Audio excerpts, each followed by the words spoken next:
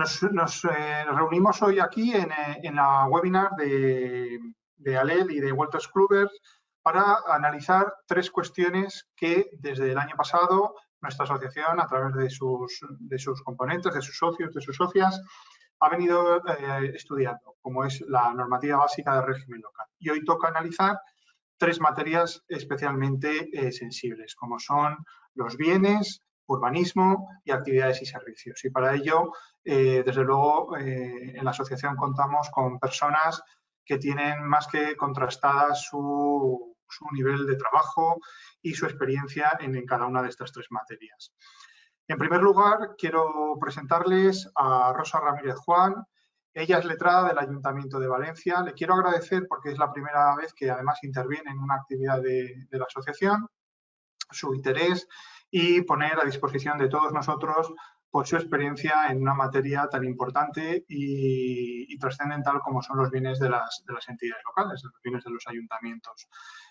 Y que por lo tanto espero que sea del agrado de todos ustedes. Y no quiero extenderme más para no quitarle tiempo, que sabemos que siempre vamos muy justos con ello. Rosa, te agradezco en nombre de todos los socios de ALEL pues tu participación, darte la bienvenida a esta primera actividad y, gracias a vosotros. Y agradecerte todo el esfuerzo. Muchas gracias, Rosa. A vosotros. Cuando quieras. A ver, sí.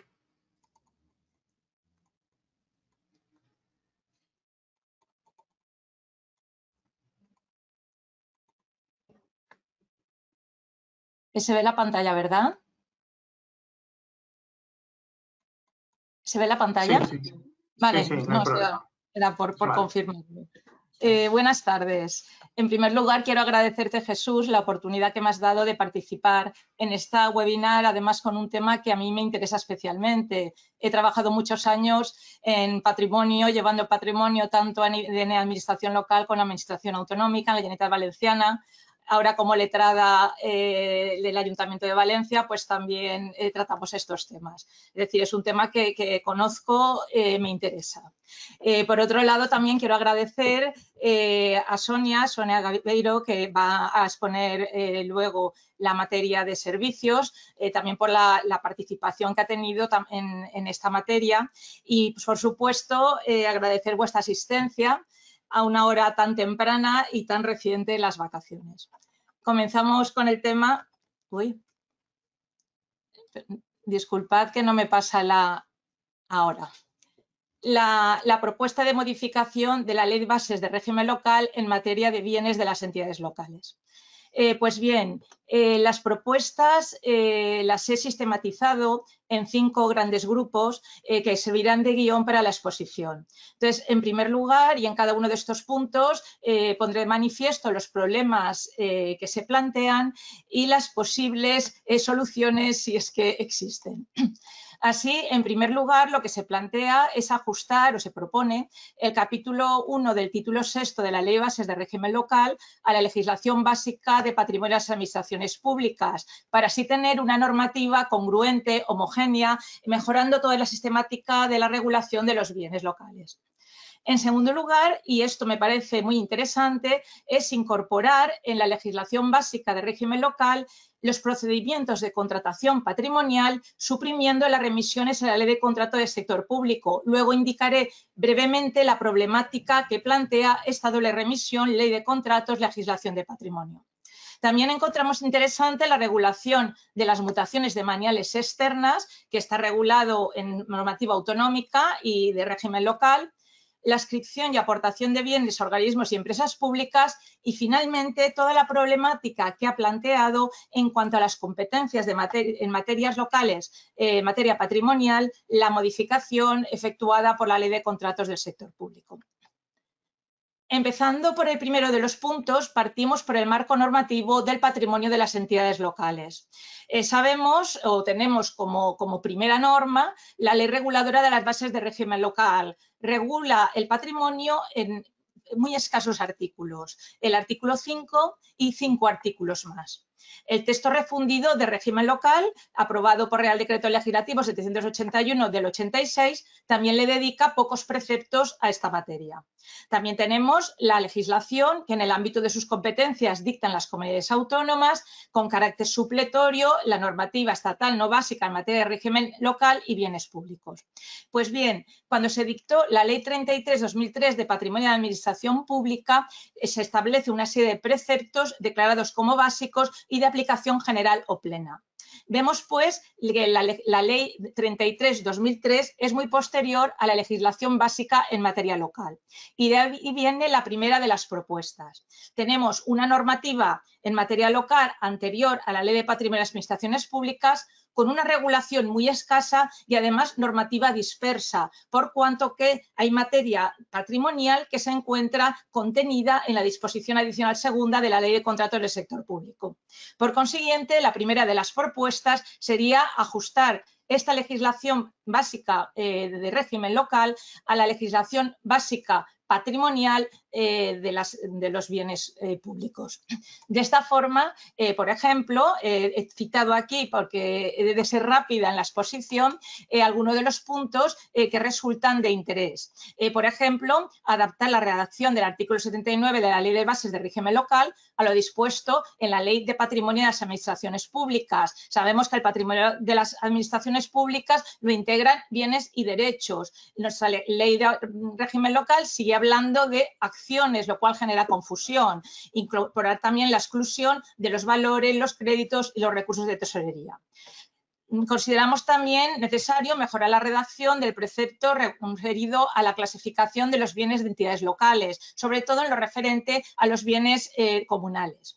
La introducción de los principios básicos relativos a los bienes demaniales y patrimoniales y el desarrollo de las prerrogativas de las entidades locales respecto a sus bienes. Vemos que la Ley de Bases de Régimen Local no se refiere al desahucio administrativo ni a la potestad de recuperación, hacen solo referencia a la recuperación de oficio y el deslinde. Por otro lado, la incorporación de la obligación de colaboración ciudadana en defensa del patrimonio, aportando datos, informes y la incorporación en la remisión a la legislación específica del patrimonio municipal del suelo y las viviendas de promoción pública.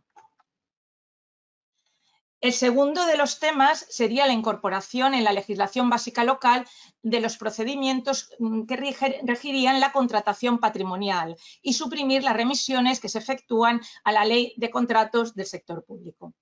El problema deriva de las diversas interpretaciones que se han dado respecto a la exclusión de los contratos patrimoniales del ámbito de aplicación de la Ley de Contratos del Sector Público. El artículo 9, que aquí transcribo, dice con claridad que se encuentran excluidos de la presente ley los contratos patrimoniales que se regirán por la legislación patrimonial. Y esto no es más que una exigencia de la Directiva 23/2014 UE de 31 de marzo, que en su artículo 10.8a establece esta exclusión que no es absoluta, dado que se aplica la disposición adicional segunda en cuanto a competencias y los principios de la Ley de Contratos del Sector Público para resolver dudas y lagunas, como se establece en el artículo 4.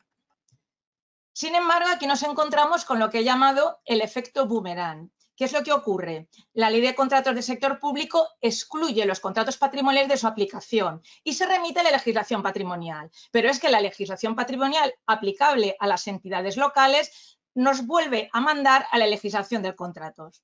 La Ley de Bases de Régimen Local es cierto que no dice nada al respecto, pero sí que lo hace el texto refundido de régimen local cuando habla del arrendamiento, el reglamento de bienes en varios artículos que se remite en cuanto a la preparación y a la adjudicación de los contratos patrimoniales a la normativa reguladora de la contratación de las corporaciones locales. Y esto ha llevado a dos posiciones absolutamente opuestas que defienden las juntas consultivas. Así, para unos, la regulación contenida en la legislación contractual en relación a preparación y adjudicación de contratos se aplicarán a los contratos patrimoniales, porque no han sido derogadas las remisiones que efectúa la legislación patrimonial a la Ley de Contratos del Sector Público. Otra postura considera que una vez que han sido excluidos los contratos patrimoniales de la Ley de Contratos del Sector Público, debe entenderse por no puesta todas las remisiones que efectúa a ellas la legislación patrimonial local. Aquí he resumido, no hace falta leerlo por la brevedad del tiempo, algunos dictámenes de juntas consultivas que defienden una u otra posición. Así, por ejemplo, consideran de aplicación la Ley de Contrato del Sector Público en preparación y adjudicación de los contratos patrimoniales por la remisión, pues como veis, Andalucía o Canarias, fíjate los que dicen, serán de aplicación a tales contratos, estamos hablando de las normas de la Ley de Contrato del Sector Público, por la remisión que allá hace la propia normativa reguladora de la contratación patrimonial. La Junta Consultiva de Contratación Administrativa del Estado también ha defendido esta tesis en alguno de sus dictámenes. Sin embargo, consideran que solo se aplican los principios de la Ley de Contratos y se tienen que tener por no puestas las remisiones a la legislación contractual, sobre todo los informes de la Junta Consultiva de Contratación Administrativa de Aragón, que ha sido desde el primer momento defensora de esta posición, yo creo que con acierto. La Comunidad de Madrid también considera que se regirán por la legislación patrimonial por estar excluidos del ámbito de aplicación de la Ley de Contratos y solo se aplicarían los principios generales de la ley para dudas y lagunas. Según esta teoría, la aplicación en lugar de aplicar la Ley de Contratos, aplicaríamos supletoriamente la normativa contenida en la Ley de Patrimonio de Administraciones Públicas y en su reglamento en lo que no es básico o de aplicación directa.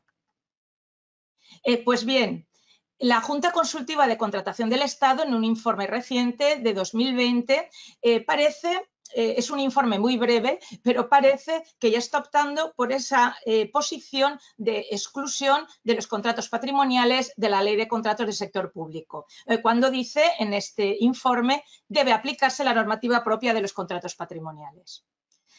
Si seguimos una interpretación u otra interpretación, es decir, cuál es el alcance de la exclusión de los contratos patrimoniales de la Ley de Contratos del Sector Público, las respuestas serían muy diferentes a estos problemas que se están planteando.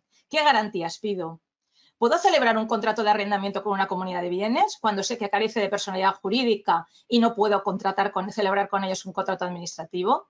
¿Puedo celebrar un contrato menor patrimonial? Pues bien, todas estas cuestiones son planteadas y aconsejo su lectura en el informe 4/2009 de la Junta Consultiva de Aragón.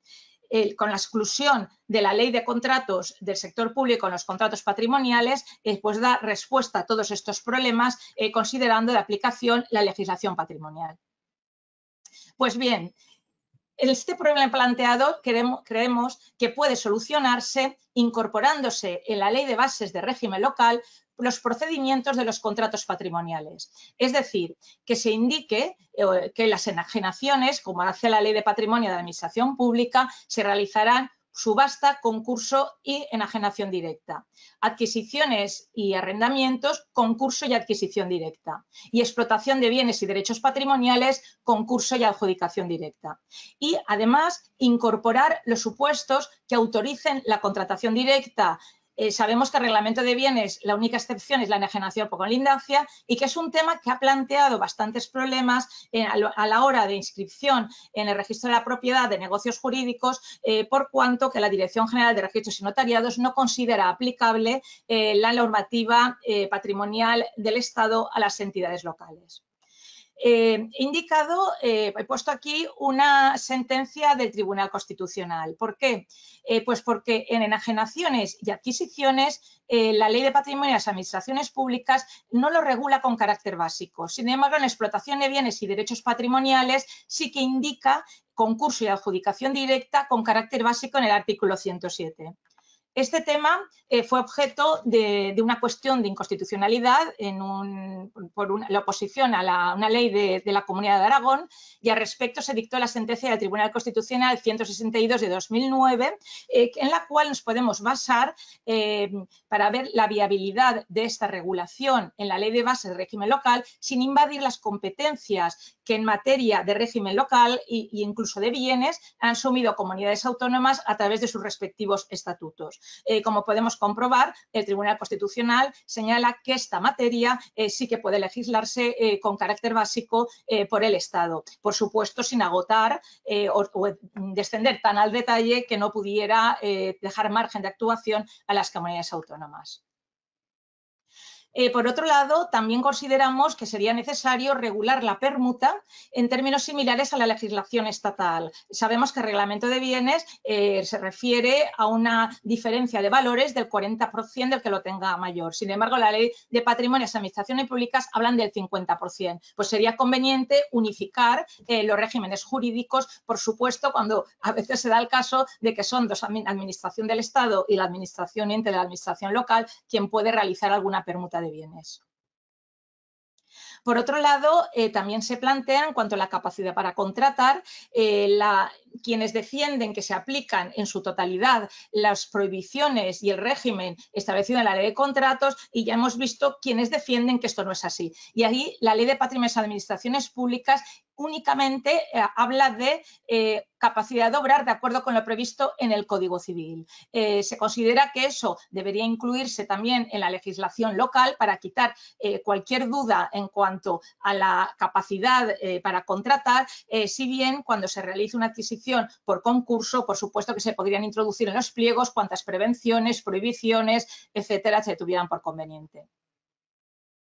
Por otro lado, también otra propuesta es incluir en la legislación local la previsión del pago aplazado en la compraventa, dado que su encuadre en la ley de contratos del sector público, en la disposición adicional tercera, no parece del todo adecuada.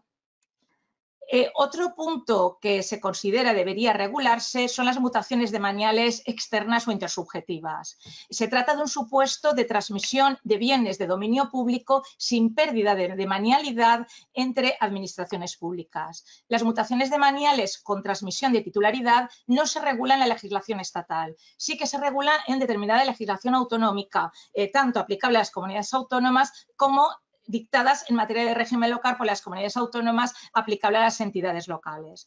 Consideramos que debería incluirse o preverse esta figura en la legislación básica de régimen local. También otra propuesta sería introducir la adscripción a organismos autónomos de bienes y derechos, los necesarios para el cumplimiento de esos fines, así como la aportación de bienes patrimoniales y otros derechos reales a las sociedades de capital público. Hemos de tener en cuenta que en estos casos los bienes son el soporte necesario para la prestación del servicio público que se va a gestionar a través de estas entidades. El último punto al que me quiero referir son las competencias en materia patrimonial. Las competencias en materia patrimonial en estos momentos tienen una regulación muy deficiente y está planteando muchos problemas.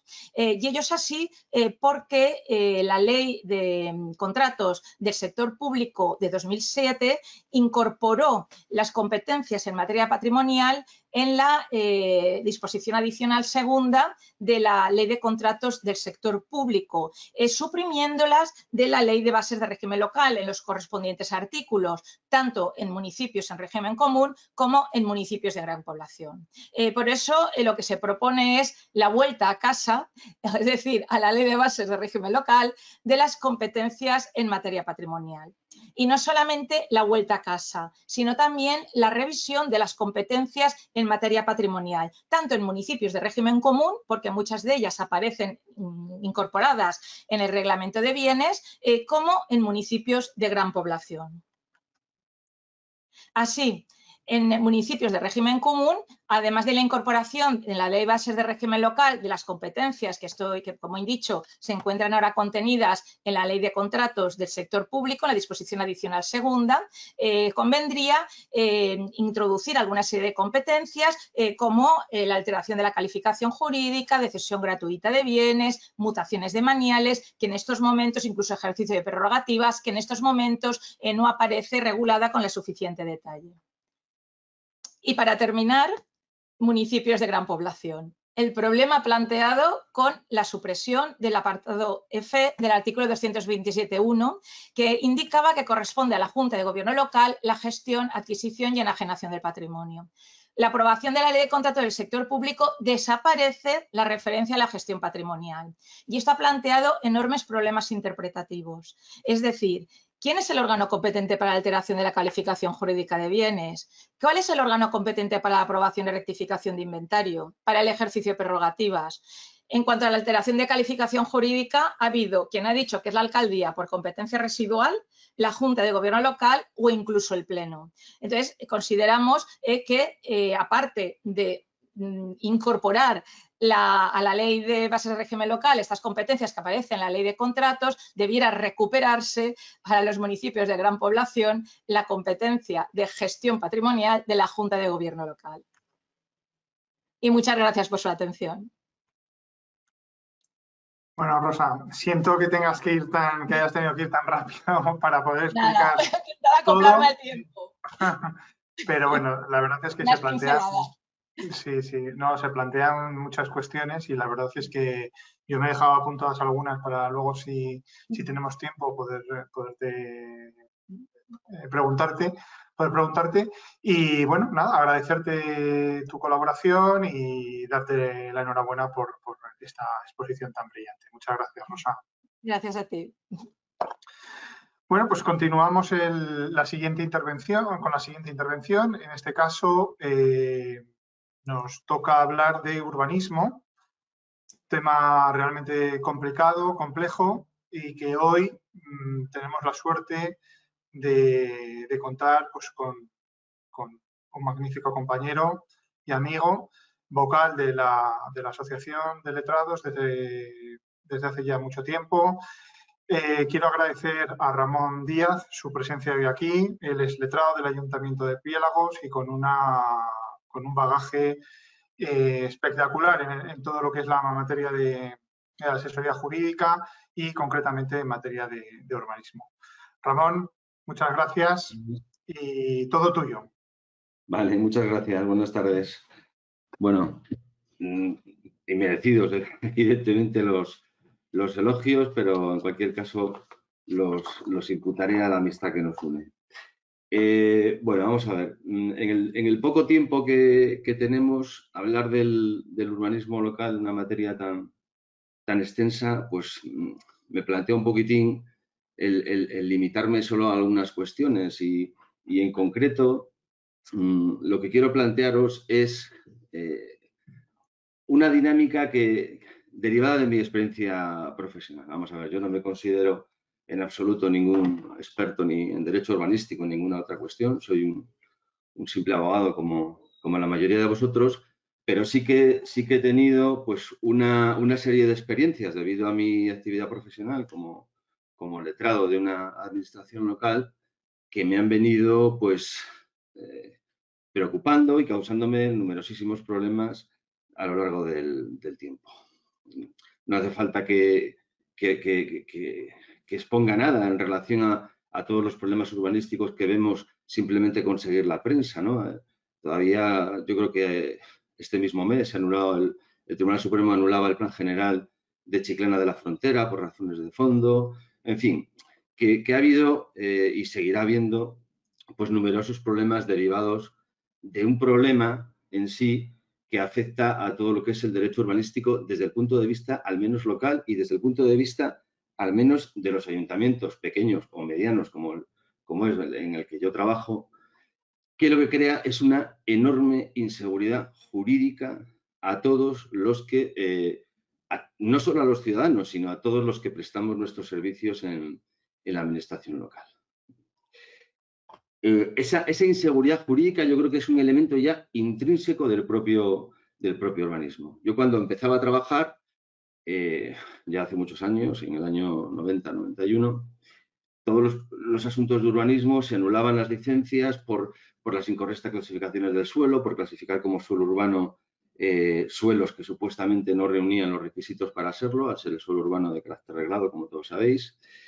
Luego empezaron a aparecer las normas de aplicación directa, el antiguo 138 de la Ley del Suelo del 92, luego recogido por todas las legislaciones autonómicas. Después, por determinar incorrectamente si era suelo urbano consolidado o no.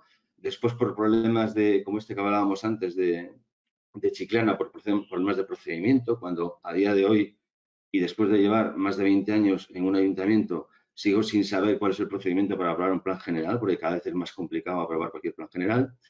En fin, no hace falta dar más detalles de todos los problemas que ha habido en cuanto al urbanismo. Yo siempre, y no es la primera vez que planteo esta cuestión, he entendido que el urbanismo local tiene no dos problemas, sino dos fuentes que originan esos problemas. Ya sé que no es compartido por mucha gente, pero a mí me parece que hay dos elementos que distorsionan completamente el ámbito del derecho urbanístico.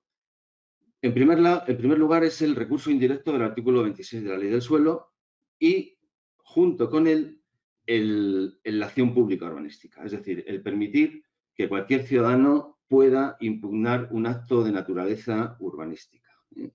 Siempre he entendido que la conjunción de esos dos elementos que están en nuestro ordenamiento y que nadie, no voy a discutir su existencia, el utilizarlo de forma torticera ha creado innumerables problemas a ciudadanos, a terceros de buena fe que no tienen o que no han tenido ninguna intervención en el procedimiento administrativo, pero también a la administración local. No es lo mismo, evidentemente, mediante un recurso indirecto, impugnar, por ejemplo, la ordenanza del impuesto de bienes inmuebles, en el momento que se nos gira un recibo y que se decide que por cualquier cuestión interponer un recurso directo y anular esa ordenanza, que interponer un recurso indirecto contra una licencia de obras que se refiera, por ejemplo, a viviendas, como nos ha ocurrido a nosotros, desgraciadamente, en repetidas ocasiones, ocupadas por un número indeterminado de familias. En el caso del IBI, no perjudica a nadie. Al contrario, probablemente beneficie a más ciudadanos si se amplía esa impugnación a otras resoluciones. Pero en el caso de las licencias urbanísticas, de las licencias de construcción, a cuyo amparo se han construido viviendas, evidentemente se está perjudicando, en primer lugar, a los adquirentes de buena fe y, en segundo lugar, al ayuntamiento. Yo siempre he tenido la sensación, desde el punto de vista de administración local, en temas urbanísticos, que pareces un espectador de un partido de tenis en que están dándose por un lado, dándose por otro, pero el pelotazo te le dan en tu cara a los demás. Porque mientras es la administración autonómica la que aprueba el planeamiento, es el ayuntamiento el responsable de su aplicación y el que en los casos, como os voy a explicar ahora, os voy a contar, más que explicar, porque tampoco, como he dicho, no soy ningún experto en esta materia ni en ninguna, los problemas que luego nos derivan y que nos explotan a los ayuntamientos. Y dejando claro, en primer lugar, que el principal perjudicado es, obviamente, pues los pobres adquirentes de viviendas de buena fe. Y lo voy a hacer explicando 3 casos concretos que nos han ocurrido en el ayuntamiento en relación con diversos procedimientos judiciales en materia urbanística. Bueno, el primero de ellos lo he denominado la suerte del perito, porque prácticamente es así. Ahí, como veis, hay 3 unidades de ejecución en la localidad de Liencres, en Cantabria, que son la L02, la L05 y la L06. Todas ellas aparecen ahí perfectamente delimitadas. Las 3 se recogen en el Plan General de 1993 y las 3 fueron objeto de impugnación judicial por parte de una asociación ecologista, pero no con un recurso directo contra el planeamiento. En ese momento, cuando se aprueba el planeamiento y se publica, nadie recurre nada, sino mediante un recurso indirecto contra las sucesivas licencias que a partir del año 98 fue otorgando el ayuntamiento en desarrollo de esas unidades de ejecución, recordando además que el suelo urbano es de ejecución obligatoria, o sea, haciendo el ayuntamiento lo que tenía que hacer. Todas las demandas de los citados procedimientos se basan en lo mismo, o sea, no hay ningún incumplimiento por parte del ayuntamiento cuando concede las licencias, no se incumple ningún parámetro, ni altura, ni densidad, ni volumetría, ningún parámetro. Simplemente lo que se dice es que el suelo fue supuestamente incorrectamente mal clasificado como suelo urbano en el año 93 por no reunir los requisitos de la entonces vigente ley del suelo para ser suelo urbano. Bien, el ayuntamiento se persona en los 3 procedimientos y se dictan 3 sentencias de fechas similares, y os dejo ahí el plano para que lo veáis, y en fechas similares y con contenidos casi idénticos. La primera sentencia es de 28 de junio del 2000. Si alguien quiere alguna de estas sentencias, no tengo ningún inconveniente en facilitarlas, pero bueno, están en CENDOC. Esa sentencia, de la que es ponente el actual presidente de la Sala Tercera del Tribunal Supremo, el don César Tolosa, se refiere a la L02, que la podéis ver ahí en la diapositiva, y que desestima la demanda interpuesta por los ecologistas y señalando textualmente, y os leo. Séptimo, en el presente caso, del resultado de la prueba pericial no se acredita que existan razones para establecer que la calificación urbana de los terrenos constituye una violación de los valores paisajísticos distinta a la que todo acto de edificación comporta, dado que las viviendas que se trata de construir son colindantes con el actual núcleo de población y además no son visibles desde la carretera, dependiendo de la calidad y ordenación de las edificaciones que se empobrezca o no el campo visual. Ya empezamos con la subjetividad, pero bueno, lo cierto es que desestima el recurso. La segunda sentencia es de 24 del 11 del 2000 y esta se refiere a la L06, que es la que está a la derecha de todo de la imagen. Pues bien, mismo ponente, misma sala, misma asociación ecologista recurrente y fundamento de la sentencia. Dice, séptimo, aquí también desestima la demanda. En el presente caso, el resultado de la prueba pericial no se acredita que existan razones para establecer que la calificación urbana de los terrenos resulte inadecuada. Octavo, la prueba pericial practicada en el presente procedimiento resulta concluyente cuando afirma que en el año 93 los terrenos contaban con acceso rodado, es decir, correctamente.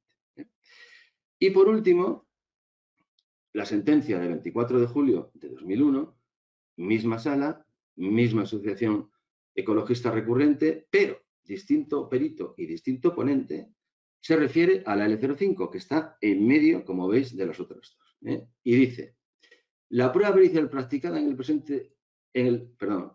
seno del presente recurso refiere que los terrenos que forman la unidad de ejecución carecen de abastecimiento de agua al ramal más próximo a la red, etcétera, etcétera. Es decir,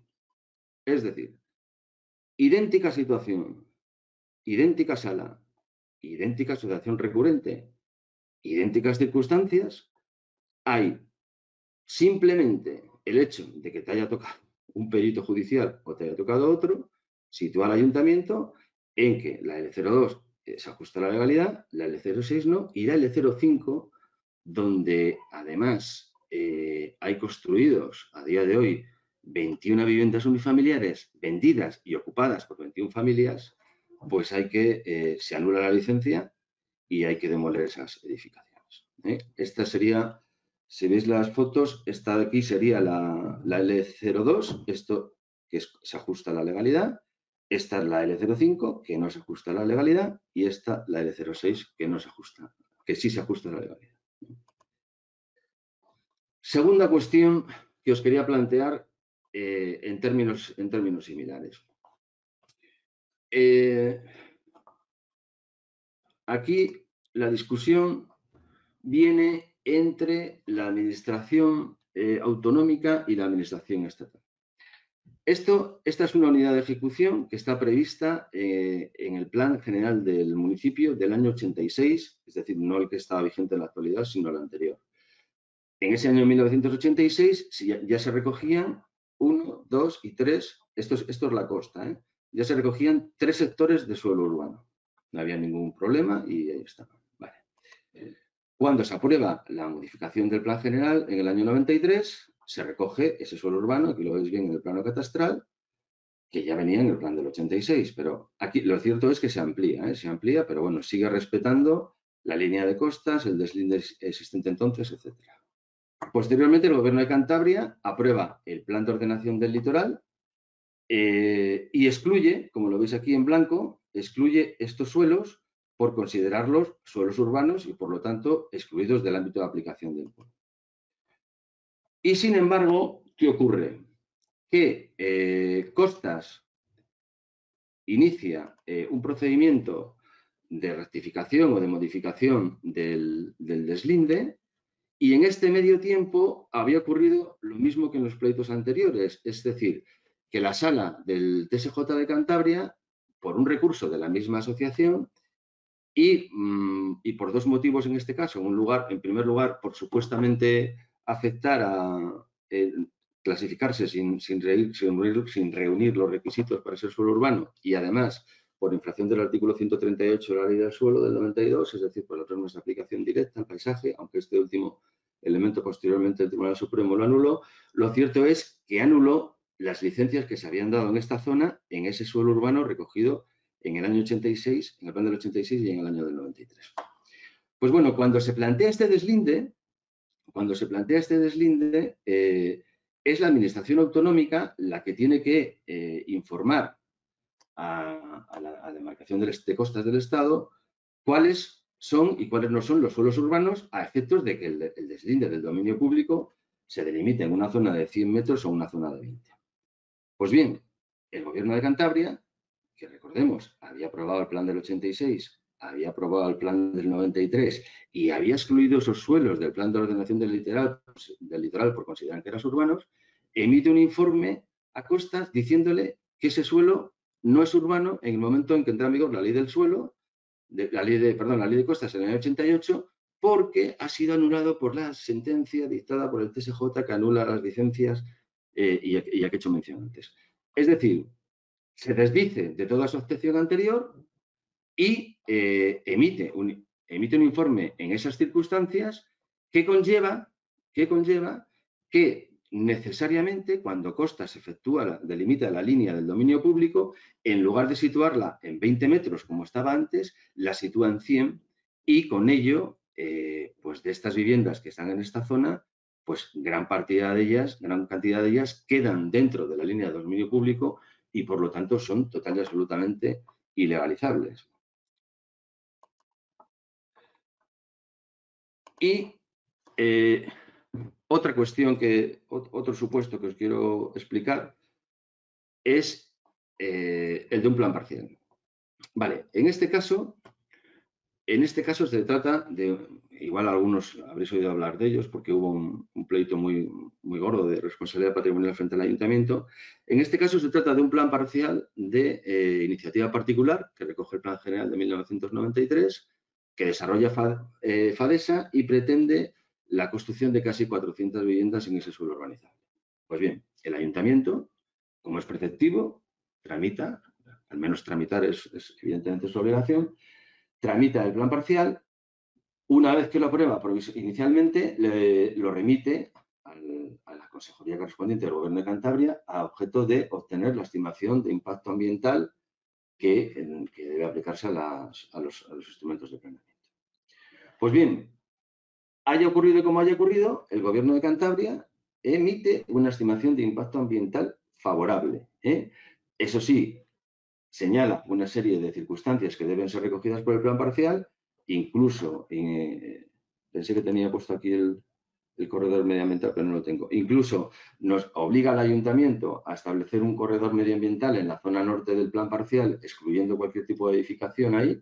El ayuntamiento no solo lo incluye en sus determinaciones, sino que incluye todos los contenidos de la estimación de impacto ambiental, lo incluye al plan parcial como si fuera normativa propia del ayuntamiento. Pues bien, los ecologistas, la misma asociación, impugnan el plan parcial y la sala anula el plan parcial básicamente por entender que aunque el suelo está correctamente clasificado como suelo urbanizable, se infringen una vez más, se trata de un paisaje abierto y natural, que estoy completamente en desacuerdo, pero evidentemente es lo que ha resuelto el tribunal, y que por esa infracción de la normativa de aplicación directa del paisaje, pues anula el plan parcial y ordena la demolición de las casi 400 viviendas que en este caso estaban, gracias a Dios, en fase solamente de construcción y no estaban ocupadas por terceros y que de hecho ya se han derribado. ¿Qué es lo que quería destacaros de este procedimiento? Habría muchísimas cosas que hablar de este procedimiento, pero en el tema concreto que a mí me preocupa. Resulta que antes de dictarse sentencia por el Tribunal Superior de Justicia y como diligencia para mejor proveer, la propia sala considera que es fundamental para resolver el pleito el disponer del expediente tramitado por la Consejería de Medio Ambiente para obtener la estimación de impacto ambiental. O sea, no hace falta que explique que el ayuntamiento está obligado únicamente a solicitar el informe medioambiental y a incluirlo en su planeamiento. El ayuntamiento ni siquiera interviene en ese expediente que tramita la Consejería de Medio Ambiente para llegar a esa resolución final que nos tienen que entregar. Es como si tuviéramos que solicitar hombre, con más trascendencia y con más contenido jurídico, pero es lo mismo que si solicitamos un informe a Renfe o a AENA y que debemos incluir en una actuación. Bueno, pues en este caso sí. En este caso, la sala considera que para resolver sobre el plan parcial quiere ver el contenido de todo el expediente tramitado para la Consejería de Medio Ambiente y que acabó con la estimación de impacto ambiental favorable. Pues bien, cuando llega ese expediente a la sala, y digo con el pleito ya terminado, resulta que ha habido una lucha terrible entre la Consejería de Medio Ambiente, que era de un partido político, y la Consejería de Urbanismo, que era de otro partido político. La Consejería de Medio Ambiente entendía que el plan parcial no creaba, no afectaba al... Jesús, voy mal de hora ya, ¿no? Ya acabo. Ya acabo. Vale, pues nada, simplemente que no afectaba al medio ambiente, mientras que la Consejería de Urbanismo de otro partido político que sí. Bueno, en definitiva, una lucha política que el Ayuntamiento se ve igualmente en medio sin ninguna solución. Entonces, ¿qué es lo que la propuesta? Porque no todo es quejarse, habrá que proponerse.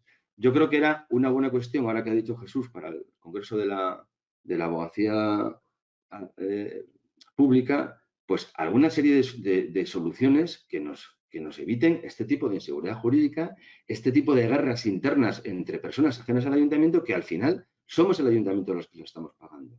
Yo siempre propuse, por ejemplo, que en el tema del recurso indirecto contra licencias de obras, debería obligarse a que se anotara en el registro para que el señor que va a adquirir su vivienda y que es el tercero hipotecario, que todos hemos estudiado en la carrera, la santidad que debe tener el tercero hipotecario, por lo menos sepa que la licencia de su vivienda está sometida a un procedimiento contencioso, porque al final toda esta gente, y acabo ya, toda esta gente se ve inmersa en unos procedimientos sin ser parte que les tiran, no la más importante, es que en la mayoría de los casos la única inversión de su vida, que es su vivienda. Por lo tanto, perdón por pasarme en el tiempo, muchas gracias por escucharme y a ver si conseguimos entre todos buscar algún tipo de solución a estas cuestiones que tantos problemas están causando a las administraciones y a los particulares. Gracias y perdón. Muy bien, Ramón, muchas gracias. Muchas gracias por tu intervención, como siempre muy didáctica y práctica, muy pegada a lo que es la realidad de lo que tenemos que ver los letrados en esos juzgados de Dios. Vamos a continuar y terminaremos este tercer bloque con una compañera también de la asociación, Sonia Gavirio, que es jefa de servicio del área de urbanismo y de medio ambiente del Ayuntamiento de Santurtzi, a la que realmente le agradezco su presencia hoy aquí. Para todos los que nos están escuchando, yo quiero que sepan que posiblemente tenemos la suerte de contar posiblemente con una de las personas que más sepan sobre actividades y servicios en España, y que siempre que ha hecho algún trabajo para la asociación o hemos tenido la oportunidad de poderla leer en sus distintos artículos, siempre lo ha hecho con una brillantez académica exquisita. Sonia, mil gracias desde la asociación por tu presencia, por tu participación y, bueno, y la webinar es tuya. Gracias a ti, Jesús. Bueno, antes de nada, yo quiero agradecer esta invitación a Wolters Kluwer y a la Asociación de Letrados de las Entidades Locales y especialmente a Beatriz Navarro, a Lourdes, a Jesús Rollo y a Ángel Zorita. Bueno, o sea, aquí están virtualmente presentes, no estamos reunidos todos, pero de verdad que siempre gracias por vuestra amabilidad y no soy más que una estudianta y una doctoranda de momento. Desde esta agrupación se ha realizado recientemente una propuesta de modificación de la Ley de Bases del Régimen Local con el fin de poder tratarlo como en forma de webinar y de ir planteando las posibles modificaciones que se plantean. Es decir, lo que se busca al final es dar una serie de pautas, porque ya va siendo hora, es una ley de 1985 y ya va siendo hora de que se modifique. Realmente, en primer lugar, a mí me ha correspondido tratar el capítulo segundo y título sexto de la Ley de Bases del Régimen Local relativo a actividades y servicios que he tratado con mis compañeros del Ayuntamiento de Santurtzi, Izaskun Iñarra y Enrique Orrite. En concreto, nos podemos plantear esta división en una serie de subapartados. A ver si me responde la ponen aquí. Entonces, en primer lugar, serían los preceptos de la Ley de Bases sobre actividades para tratar después los relativos a servicios públicos locales. La parte de las actividades en concreto ha sido importantemente modificada por la directiva denominada Bolkestein en honor al compromisario que la propuso en primer lugar y por la normativa de transposición. Dentro de esta, la primera fase vino por la ley Paraguas, que lo que hizo fue reconducir los principios y los criterios de la directiva, mientras que la ley Omnibus modificó el artículo 84 de la ley de bases y además añadió otros dos, el BIS y el TER, que seguidamente trataremos.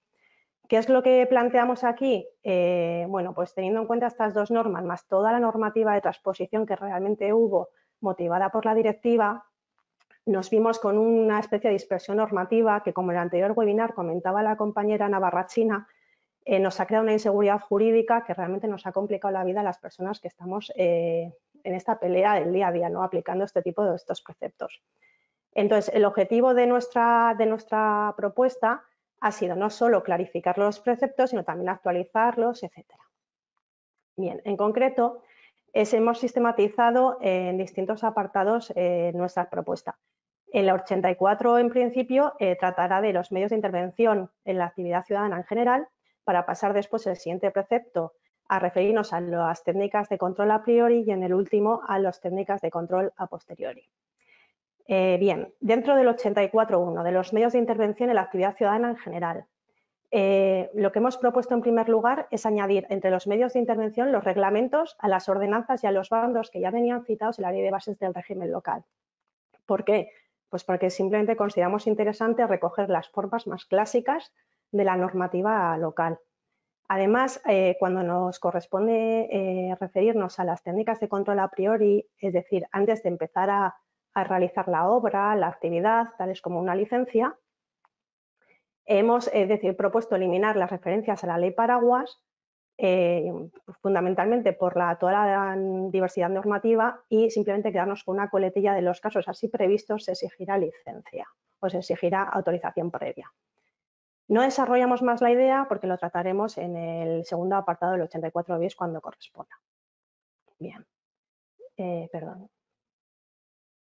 Luego trataremos de las técnicas de control ex post, entre las que están las comunicaciones y las declaraciones responsables, y en este caso me remitiré al artículo 69 de la Ley del Procedimiento Administrativo Común de las Administraciones Públicas, que ha derogado la Ley 30/92 y que de hecho lleva siendo hora de eliminar esta referencia a la Ley 30/92 de la Ley de Bases del Régimen Local. Además, mantenemos la redacción relativa a las órdenes de ejecución, puesto que realmente en este caso no ha variado bastante. He puesto aquí una referencia a unos tutoriales que durante el confinamiento realizamos en el ayuntamiento, por si a alguien más le interesa profundizar en estas técnicas de control ex post, bueno, también incluso las órdenes de ejecución. Bien, dentro del artículo 84.2 se mantiene la exigencia a los principios de igualdad, necesidad y proporcionalidad cuando se intervenga en la actividad ciudadana. ¿Por qué? Pues el objetivo al final se busca ser claro y conciso.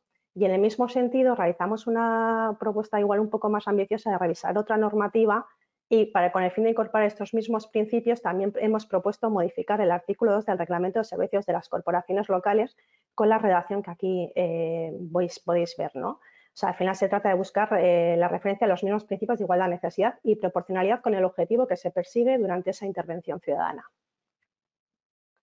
Bien, pasamos de precepto y en este caso el 84 bis realmente sufre bastante cambio en nuestra propuesta.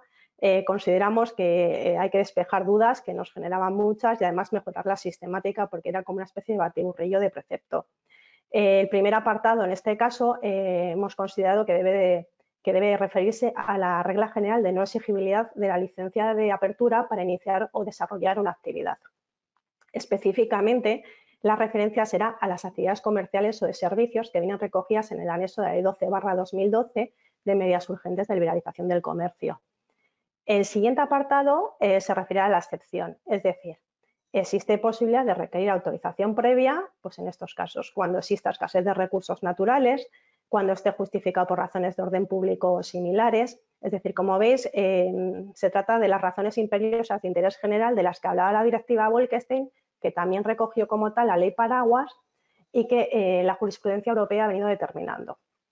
En el siguiente apartado ya planteamos incluir las referencias a las características de las instalaciones para evaluar sus riesgos. Es decir, recoger ahí las referencias a la potencia de la actividad, a los posibles riesgos sobre el medio ambiente que la Ley de Bases del Régimen Local recoge en una especie de batiburrillo de artículo, como he comentado antes.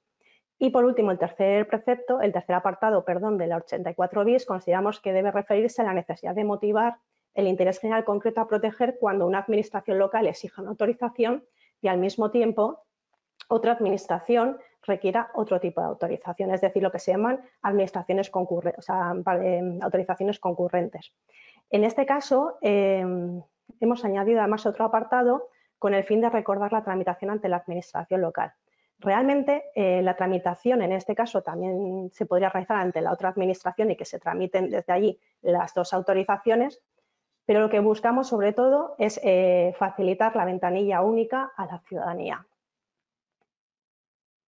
Bien, con el fin de evitar duplicidades con respecto a la ley de bases de régimen local, hemos propuesto en este caso eliminar radicalmente el artículo 22 del Reglamento de Servicios de las Corporaciones Locales. ¿Por qué?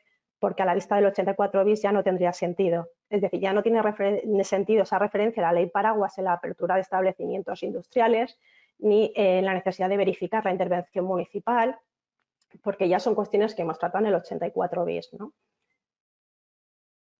Y en cambio, en el 84 ter sí que prácticamente mantenemos la referencia al control a posteriori, que es la regla general. Es decir, el control presentando una comunicación, una declaración responsable y posteriormente, seguidamente, comenzar la obra, comenzar la actividad.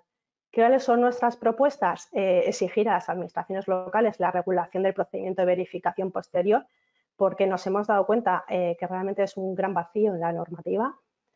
Y además la exigencia de los planes de inspección para el control ex post, porque la normativa autonómica que lo ha recogido en aquellos lugares se ha visto que es realmente de bastante utilidad. Eso sí, con una coletilla para dejar la salvedad o la posible previsión de las cuestiones que no se hayan podido detectar. ¿Por qué? Porque todos sabemos que en el devenir municipal diario, pues realmente siempre hay novedades, siempre hay urgencias, siempre hay cuestiones que cambian, siempre hay actividades que de repente no tenías planeado u obras y que de repente alguien ha empezado y debe inspeccionarse, etcétera. Bien, y pasamos a tratar los servicios. Los servicios locales. Esta parte está organizada de la siguiente manera. La definición de los mismos, los tipos de gestión directa, la gestión indirecta, para pasar después en el siguiente precepto a regular en detalle la gestión directa por organismo autónomo o por entidad pública empresarial local y por último nos centraremos en la gestión a través de sociedad mercantil local. En este punto, si bien proponemos mantener el apartado 1 y prácticamente el segundo apartado del artículo 85 de la Ley de Bases del Régimen Local, planteamos modificar la regulación de la gestión indirecta de los servicios con el fin de actualizar las normas, de delimitar de forma más precisa el ámbito de la gestión indirecta y de adecuarnos a la interpretación del Tribunal Constitucional sobre el personal funcionarial.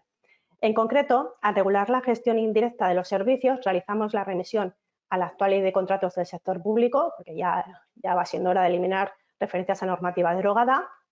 Además, recordamos las reservas de las funciones funcionariales, es decir, quien no se podrá ejercer potestades públicas ni directa ni indirectamente en la salvaguarda de intereses generales, quien preste este servicio. Bien, pasando a la gestión directa de los servicios mediante organismo autónomo, entidad pública, empresarial local en 85 bis, nuestras propuestas pasarían por la siguiente con bastante cambio, ¿no? En primer lugar, eliminar todas las referencias a la LOFAGE, primero porque está derogada y segundo porque se refiere al sector institucional estatal. Hoy nos referimos a la Ley 40/2015 del régimen jurídico del sector público. Además, con el fin de clarificar la figura de la gerencia, se indica que esta persona notificará toda la información necesaria para la inscripción de la entidad en el inventario de entidades del sector público correspondiente y además con remisión a la Ley 40/2015 antes citada. La creación de estos entes se sujeta a los principios de legalidad, eficiencia, estabilidad presupuestaria y sostenibilidad financiera y la gestión al principio de transparencia. Además, quien ostente la gerencia será personal funcionario, ostentará la condición de funcionario laboral de la administración pública o profesional del sector privado con titulación superior. Eliminamos la exigencia o proponemos eliminar la exigencia de experiencia profesional con el objetivo de facilitar el nombramiento de estas gerencias en las pequeñas y medianas entidades locales, puesto que una problemática bastante habitual es no tener este tipo de personal que puedan cumplir estos requisitos. Además, a tratar control específico de la evolución de gastos y de régimen o de recursos humanos, nos vemos en la necesidad de introducir las limitaciones en materia de personal de la Ley 40/2015, es decir, referirnos a la normativa presupuestaria y sujetarnos en concreto a los presupuestos generales.